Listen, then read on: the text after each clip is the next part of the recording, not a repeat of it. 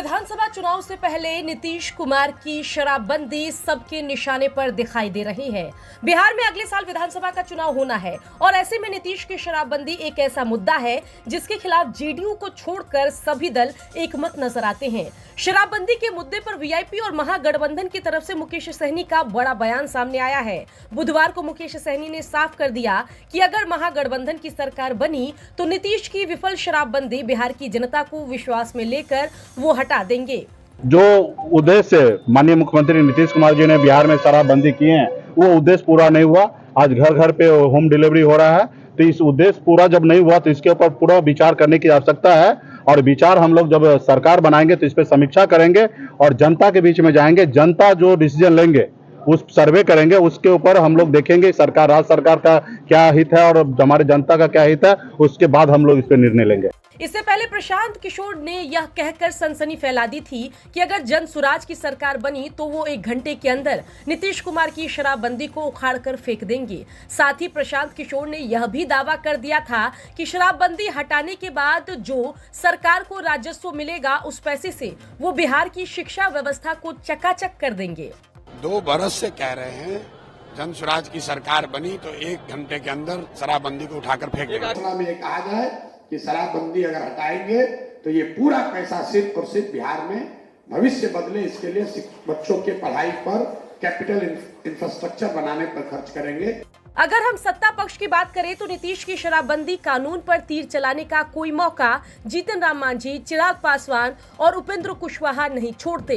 अगर भारतीय जनता पार्टी की हम बात करें तो बीजेपी जब नीतीश के साथ होती है तो दबी जुबान में और जब अलग होती है तो खुलेआम बिहार की शराबबंदी के खिलाफ मोर्चा खोल देती है। और भाजपा जैसी ही स्थिति राजद की भी है। नीतीश अगर साथ हो तो आरजेडी को शराबबंदी पसंद आती है और अगर नीतीश एनडीए के साथ हो तो आरजेडी के प्रवक्ता शराबबंदी पर निशाना साधने का कोई मौका नहीं छोड़ते।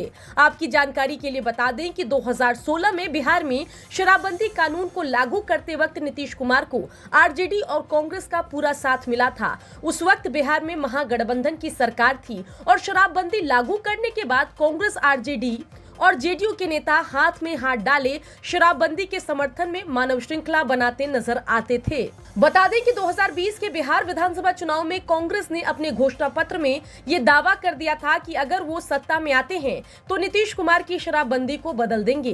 खैर, उस वक्त कांग्रेस पार्टी शराबबंदी कानून पर अपनी राय ठीक से नहीं रख पाई, खुलकर नहीं बोल पाई कि शराबबंदी कानून को वह और सख्त करेंगे या हटा देंगे। और इस कंफ्यूजन का अच्छा खासा नुकसान कांग्रेस पार्टी को 2020 के बिहार विधानसभा चुनाव में उठाना पड़ा।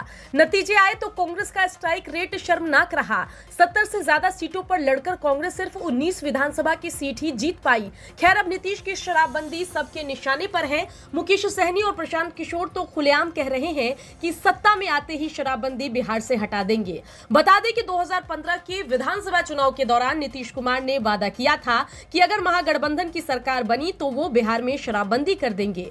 अपने वादे पर खड़े उतरते हुए नीतीश कुमार बिहार में शराबबंदी तो कर देते हैं, लेकिन नीतीश कुमार शराबबंदी कानून को बिहार में इंप्लीमेंट करवाने में नाकाम दिखते हैं। बिहार में गैर कानूनी तरीके से शराब की होम डिलीवरी हो रही है, ऐसा विपक्ष आरोप लगाता है। पैसा फेंक तमाशा देख वाले अंदाज में 2 गुनी 3 गुनी कीमत पर बिहार में शराब मिल रही है और शराब का यह अवैध सप्लाई चेन खूब फल फूल रहा है। अच्छी बात यह है कि 2025 के बिहार विधानसभा चुनाव से पहले बिहार की शराबबंदी नीतीश की पार्टी जेडीयू के अलावा सभी दलों के निशाने पर है।